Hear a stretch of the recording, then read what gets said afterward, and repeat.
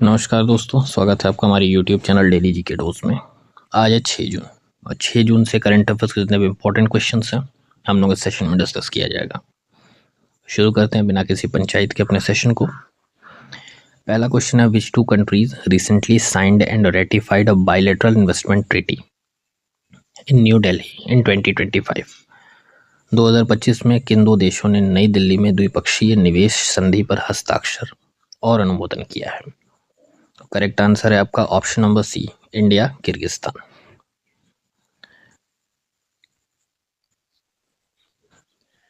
भारत और किर्गिज गणराज्य ने द्विपक्षीय निवेश संधि पर नई दिल्ली में हस्ताक्षर किए।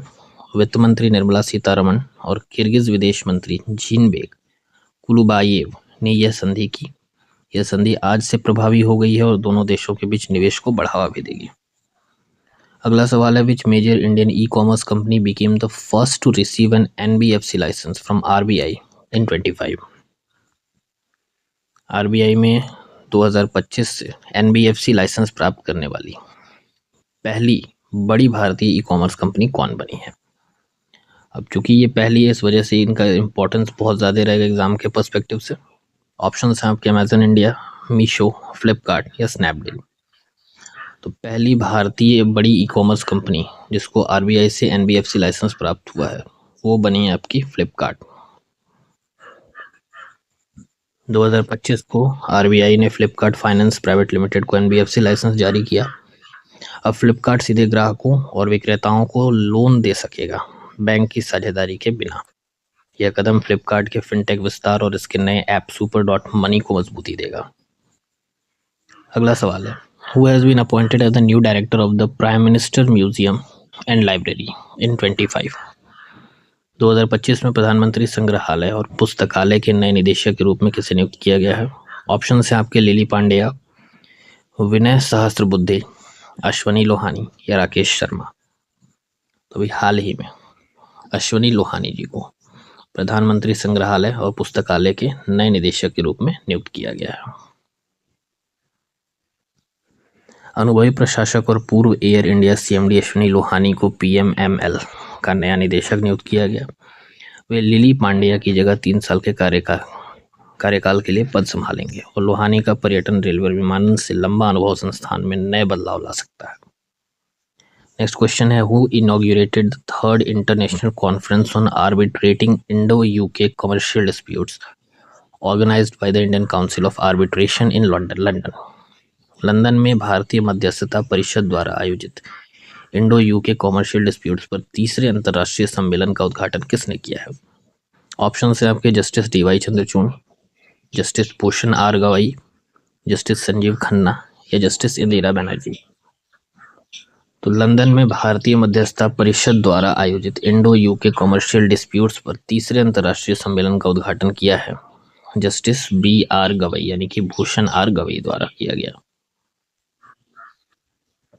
यह सम्मेलन लंदन इंटरनेशनल डिस्प्यूट्स वीक 2025 के दौरान आयोजित हुआ है।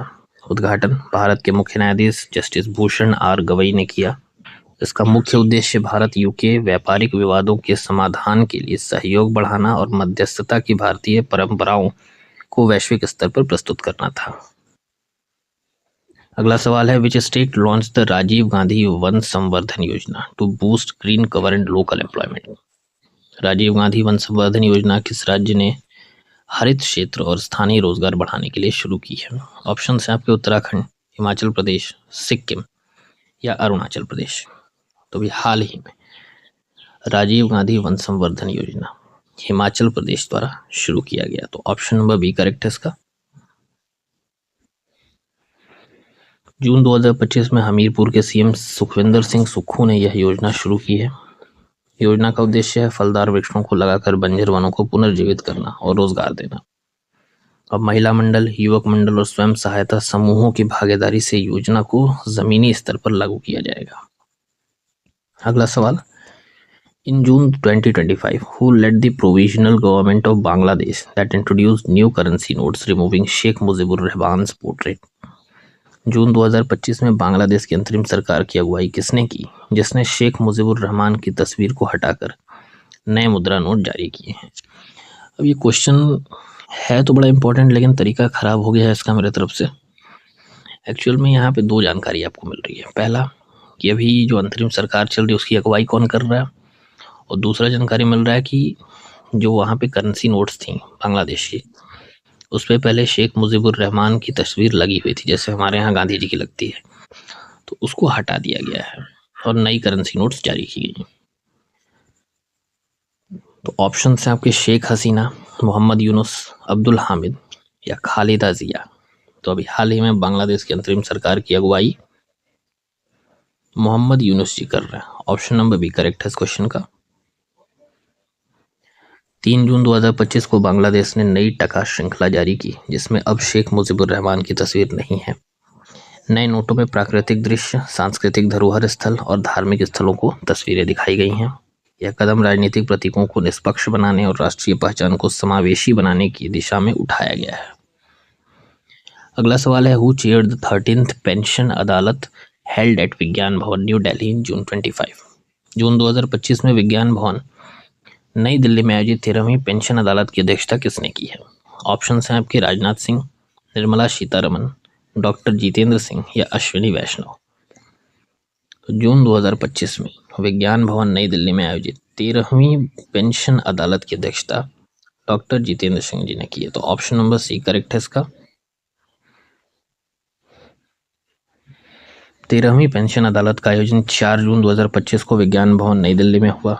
Doctor Jitendra Singh, MOS personnel public grievances and pensions ने इसकी अध्यक्षता भी की और 415 में से 325 परिवार पेंशन संबंधित शिकायतें मौके पर ही हल की गई, जिससे सरकार की तत्परता और माफ करिएगा पेंशन भोगियों के प्रति संवेदनशीलता को प्रमाण मिला। अगला सवाल है, how many total medals did India win at the 25 Asian athletics championship to secure second place overall. 2025 एशियाई एथलेटिक्स चैंपियनशिप भारत ने कुल कितने पदक जीतकर दूसरा स्थान प्राप्त किया है? तो यहाँ भी दो क्वेश्चन बनता है आपका कि 2025 एशियाई एथलेटिक्स चैंपियनशिप में भारत का कौन सा स्थान है? तो पहली बात है सेकंड स्थान है, और दूसरा जो क्वेश्चन का मांग है कि उसने कितने भारत ने कितने पदक जीते। ऑप्शन है आपके 22, 26, 24 या 20। तो भारत 2025 एशियन एथलेटिक्स चैंपियनशिप में सेकंड प्लेस पर आया है टोटल 24 मेडल्स के साथ। तो ऑप्शन नंबर सी करेक्ट है इस क्वेश्चन का।